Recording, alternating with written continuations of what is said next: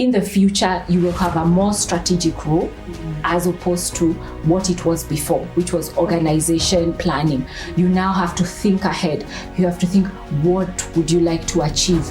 If you're a company secretary and you're supporting a board, what does the board want to achieve strategically? And is the board poised to achieve it in its structure, in its skill set, in its training and development, in its leadership agenda, in its work plans? Will it essentially be able to achieve that? And then you step into that role and essentially plan that.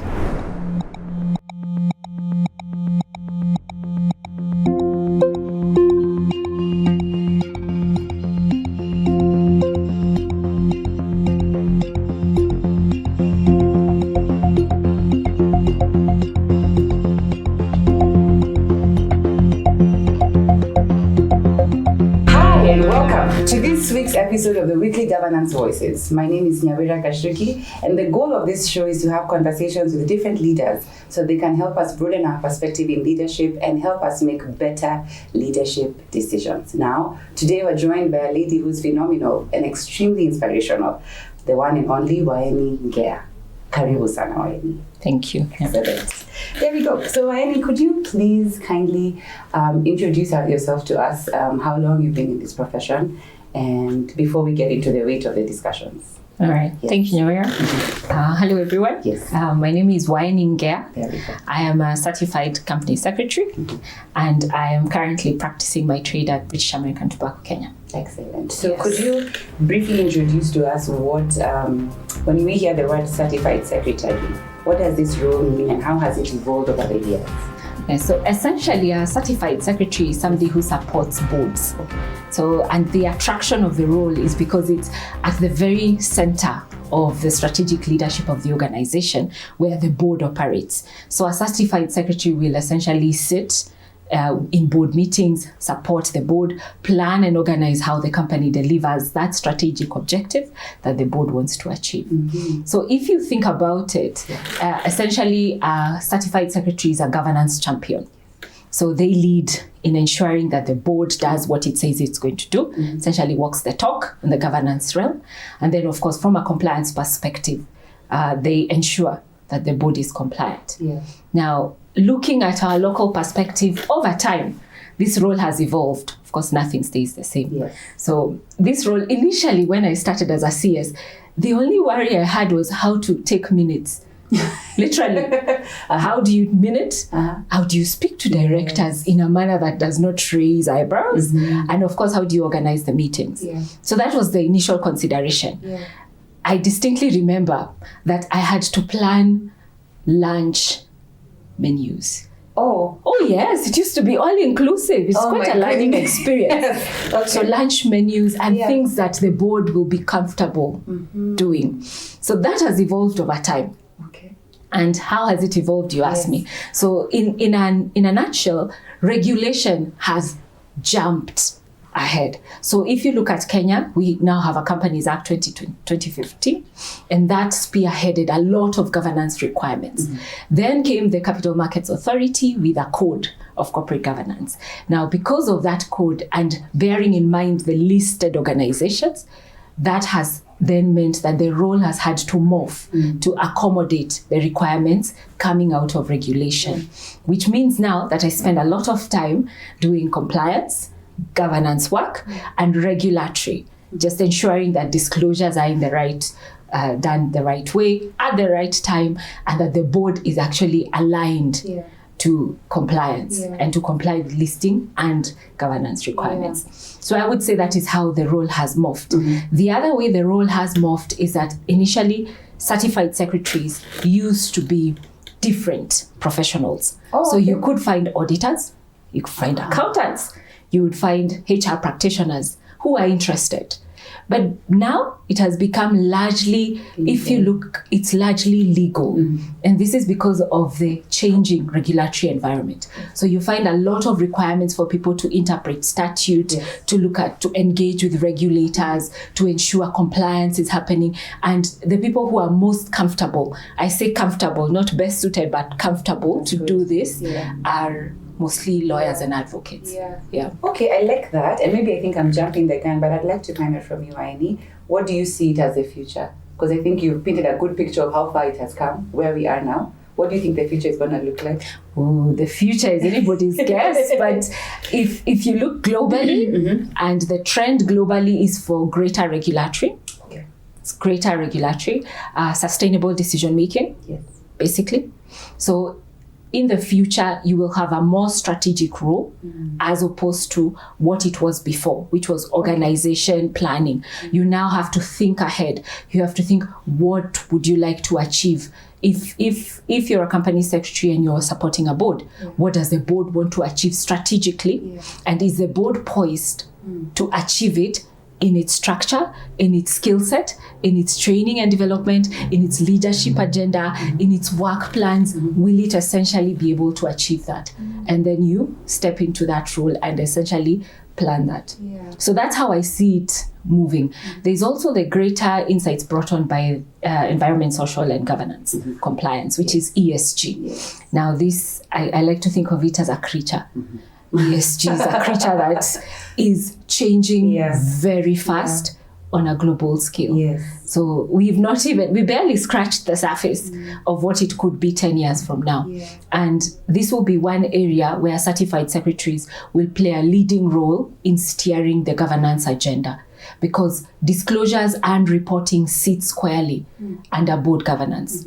And if you're supporting the board, then you need to be up to scratch. You need to know what you need to know, right? Both extremely global and even at your local expertise. Even at your local level. In fact, the local is largely driven by the global at this point in time. So what's coming globally, you can see the trends. Started off in Europe, America is picking up, it's now coming our way. Asia has already picked up a few things. So essentially it's coming this way. And as the standards on ESG reporting are normalized and standardized across different organizations, then you start seeing organizations adopting more or less the same practices. And then we as CSs have to step in to ensure that the board is staying ahead of the curve. Such a beautiful journey you've painted, because I think it moved from very transactional to now very visionary. It's very visionary. Approach, Yes. I like so when I find people who are telling me, minutes, that's the least of my worries. And it shouldn't be any of our worries. But given your experience with, with what governance, like with this entire journey, because Waeni, you have a wealth of experience. I think we failed to say that at the intro. She's being very modest. She's been in this game for a while. But it's to ask you also, what challenges have you faced, and how do you ensure compliance with various regulatory frameworks in different markets? Okay, so challenges abound. But I will say that when asked about challenges, I initially struggle, and this is because of my nature. My nature is to get it done. Excellent. So I get it done, and I don't stay in the framework of challenge. So I will see it opportunity. How do I fix it? And that's just my nature. So if I'm looking at challenges, I would say the challenge in itself is ensuring I am flexible enough to manage as things happen. So when I started out, of course, networking was not a big thing. And I will say this, and I might be condemned, but ladies do shy away from networking. Yes. We do. We shy away. So I've had to not shy away, embrace the challenge, network, and be assertive. The other thing that I found that can be a challenge is essentially you need to keep learning, and you need to keep interacting with those who know more than you and those who essentially can teach you a lot. And that for me has been great, because then you put yourself in a position where you're constantly evolving and learning from it. The other challenge, I think, is with different board members comes different experiences. Now, I've had the privilege of working and supporting different boards. So luckily for me, most of the boards I have supported have been very conciliatory, very collaborative, but there are those who've had negative experiences. So you will find maybe one director or 2 or 3 directors create very interesting board dynamics that then give you a harder time. Because essentially you as a company secretary, you want the board to work effectively and efficiently, and you support the chair and the MD to ensure that this is happening. So that in itself can be a challenge. For me, the other challenge I will tell you is the volume of material. Okay. Initially, when we started out, board papers would be not as voluminous. But when you look at it now, in fact, I'll give you an example. The insurance industry has in excess of 1,000 pages of board papers for any single sitting. Oh, wow. Yes. And this is because of the disclaimer of the reporting, disclosures, essential liability aspects you must consider. That has also translated in the private sector. We also have board papers which are they don't pale in comparison to the industry. 1,000 is a lot. Yes, it is. And that is essentially something they have to do. So if you're a director, it means that you have this material that needs to be reviewed. And as a company secretary, I need to get it to you on time. That presents a different challenge because all these things need to be brought together and you need to collaborate. So initially, I would say that there was not as much collaboration needed of company secretaries. In fact, company secretaries could operate almost in a space separate from organizations. That is not the case now. Oh, okay. Or now you have to fit into the organization to even deliver the objectives of a company secretary. You have to know what the organization is doing, who is doing what, how you will get your board papers. You have to spend a considerable amount of time trying to ensure that whatever is coming before the board is concise. And that is a skill set you develop over time. I like that. I like that you think that now the perspective is no longer a challenge, but now a skill that you can enhance. No, it is a skill you have to enhance, because if the board paper is 20 pages, it's too long. You need a summary, and these are the things that you add value as a certified secretary. That's why I said it's no longer about minutes, it's about strategic. So you have to know what the organization is seeking to achieve. The other thing that I find is interesting for me is that I like to say that you do not take records for today, you take records for tomorrow. You have to elaborate that. So when you're taking records today, you're minuting, right? You're ensuring the papers are accurate, right? You're not doing it for today. You're doing it for tomorrow. Because 3 years from now, there will be some human beings who will need to decipher what you are talking about. You see? Looking back, there will be an audit. Tax audit, 5 years. Somebody 5 years from now could be looking back at what you wrote, and they need to be able to say, I understand what you wrote. I can see the spirit and the letter of the decision that was made. And that for me is absolutely critical. And as a company secretary, when you're doing some of these actions, they need to be able to reflect what the organization was thinking and what the board essentially intended to do, both the spirit and the letter of it.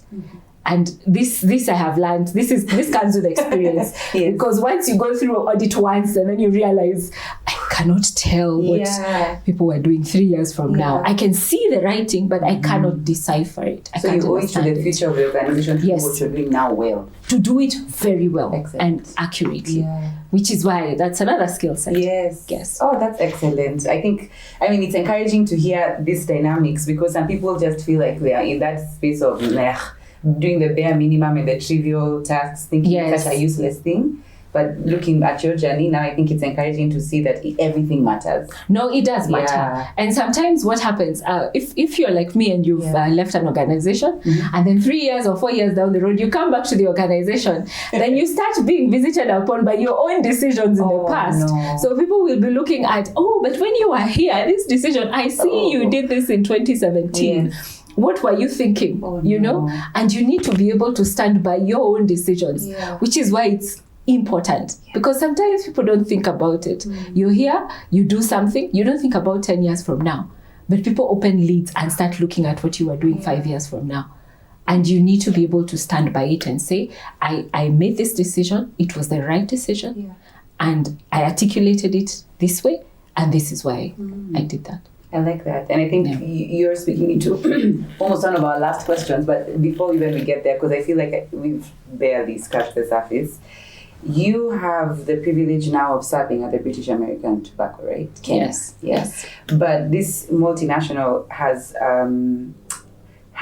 given you the privilege of learning and seeing so much more at a global level. Yes. What are some learnings from there that we can learn and take and use in our local spaces? Because you have some experience that many local organizations don't have but seek to emulate. What are some whispers of wisdom that you can give to local organizations? So I will say that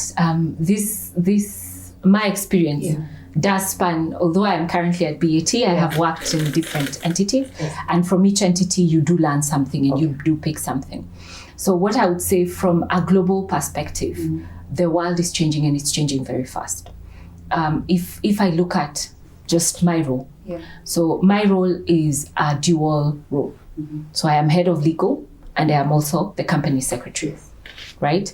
Now, with another hat, I also oversee governance in my space because it makes sense. Yes. I am a governance professional, so it makes sense.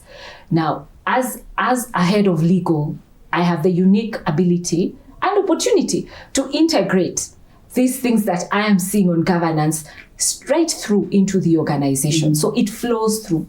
So whilst I'm sitting at the board, it flows through the organization, which is different if you're an outsourced company secretary. Because if you're an outsourced company secretary, then you have to look at the opportunity for you to work with those internally to integrate and ensure that then you're bringing the value to the organization.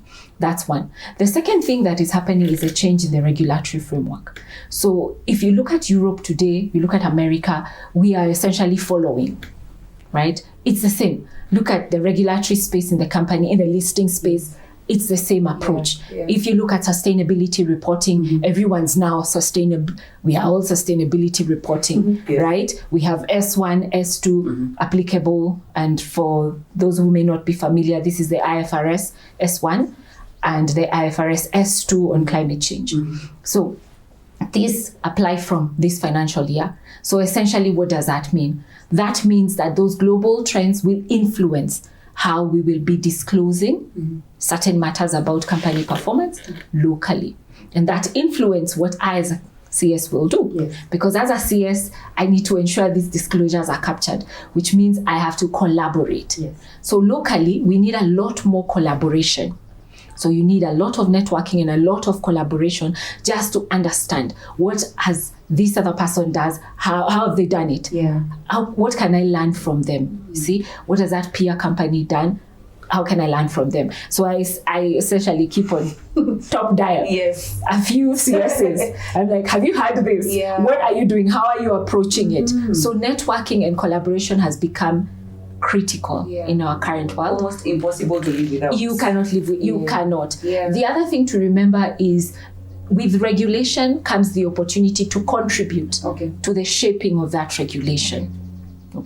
So it's not that you're just waiting to receive. You must participate in the shaping, right? This is why the good Lord gave us good brains. So you then participate, and how? You engage, right? So you engage regulators and understand where are you coming from. Could you do this better a certain way as opposed to this way? And then you engage those with whom you are sharing this space, right? So CSAs, board members, directors, you will essentially, there's a lot more engagement, and in Kenya we like to say public participation in regulatory decisions and regulatory oversight, which is becoming critical. So that then when a regulator is enacting something, you're clear why, and you can see how it fits into the sustainability of reporting, sustainability of governance decisions, because you don't want regulation that does not spur governance in the right direction and which stifles economic growth. So that's what you're trying to avoid. The other thing I will say is, as a CS globally, I do spend quite a bit of time mentoring. Excellent. And you need to mentor. So I mentor, my mentees tend to be lawyers, some are practicing advocates, some are in-house counsel. And it is important to mentor because I did not get here by myself. Yeah. So I worked with others, Okay. right? In Africa, we like to say the rain does not fall on only one roof. It falls on many roofs, which means everybody can do something to give back. So if I am looking for excellence in the future, then I must demonstrate that excellence now and pass on a little something to someone so that then they develop and they grow in that excellence. See, so I do spend quite a bit of time speaking to my mentees. I will check in on them and say, where are you? How are you doing? Could you do this better? You need to check in on each other. I recently had, I wouldn't say recent, was it about 2 months or 3 months ago, lunch with all my mentees. So I brought them together. I'm like, I'm increasing your networks. Yes. Let's meet. So that together. I like that. Yes. And then I keep tabs on those who are mentoring me as well. Oh, excellent. Yes. I call them up. I'll say, how's it going? I see you've been appointed here. Is this a good thing for you? Yeah, essentially. So checking in on people is important. Locally, the other thing I will say is there's a global trend on shareholder activism. Yes. It's rising. It's not a bad thing. It's a good thing for people to want to know how their money is being invested. It is a good thing. It is a good thing for leadership to be held accountable. Okay. As CSs, we come in because we ensure there is compliance, or at least that the board, whatever the board is disclosing, is the right thing. It is accurate information. What is placed before the board can be held accountable based on the information that is before it. So that essentially you're like a sieve. You sieve some of the things. You're like, these are not necessarily board relevant. Yeah. These are board relevant, and you give some level of guidance. Doesn't say you are the one who says no, yes, no. No, you give guidance, and then the organization decides this is what we'll place before the board. But in that regard, you will find that because of that accountability, it means that the board needs to be a little more careful. Yeah. In how you are disclosing what you're disclosing. Good. Right? And that the claims you're making are accurate and that you can stand by them. It's interesting that when we were disclosing our first sustainability report, which was for the year 2022, we had a lot of internal engagement in terms of what do we say, how do we say it, which reporting framework, because the guidelines by the NSC had just come through, which is the same experience I've had in different where I've worked on sustainability reporting. But you do hear in different organizations as well that people do not essentially spend as much time looking at what you're saying.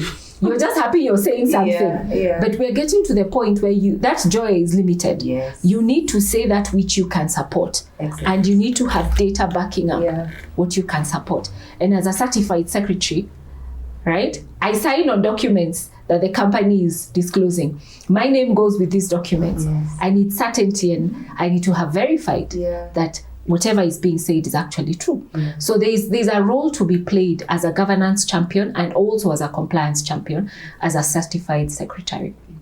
I think my other pet joy, is ESG. Let me just say ESG. Yes. ESG is fantastic. Why? Because we have one planet. Yes. People, we only have one planet. Although somebody wants to take us to Mars and has said in 10, 20 years there might be a Mars home, this is still it. Yes. And even there we'll still pick up a different conversation. Exactly, on sustainability. Yes. So Mars. So sustainability remains the biggest, and I think is the biggest global agenda at the moment, and should be. Because if you look at it, if we were operating sustainably, all organizations, everybody on earth, the world would be a better place. Right? It would be. Environmentally, it would be better. Part of your life would be better. What you're eating would be better. So there's a lot of impact coming out of sustainability. Now, when I'm looking at how I considered sustainability before, right?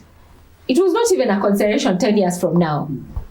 It did not feature, isn't it? But now it wasn't a thought. Anyone. Yes.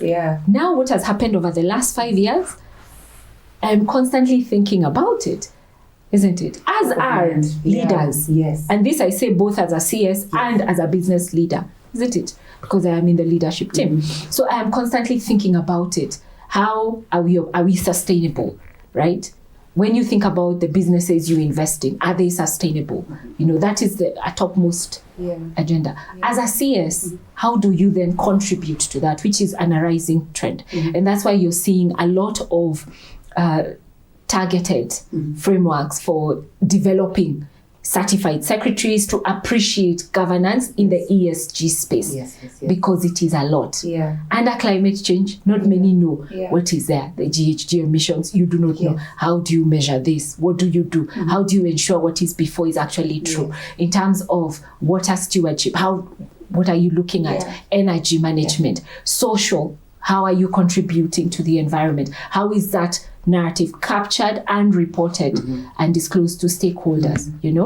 In terms of human rights, what are you doing in that space? And of course, there's always your financial reporting. So there's a lot of input that CSs are now having to do and develop.